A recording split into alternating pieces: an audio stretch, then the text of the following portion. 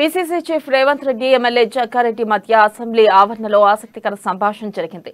జగ్గారెడ్డిని రేవంత్ పలకరించగా రేవంత్ ను విమర్శిస్తూ మళ్లీ ఇద్దరూ పలకరించుకుంటారని మీడియా వాళ్లు అంటున్నారని జగ్గారెడ్డి రేవంత్ రెడ్డికి చెప్పారు.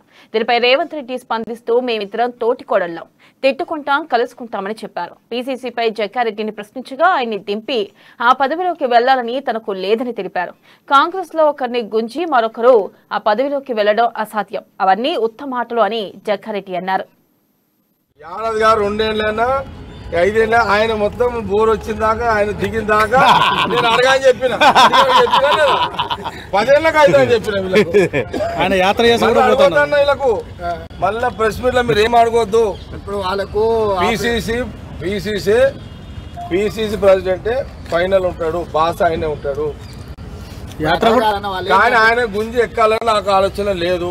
యాత్ర చేస్తుంటారు, యాత్ర కూడా ఫుల్ సపోర్ట్ ఇస్తా చెప్పిన. కాంగ్రెస్ లో గుంజి ఎప్పుడు పాసిబుల్ కాదు, అది ఉత్తమాటలు.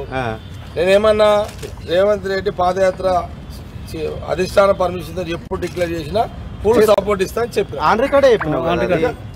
మరి ఇంకేంది.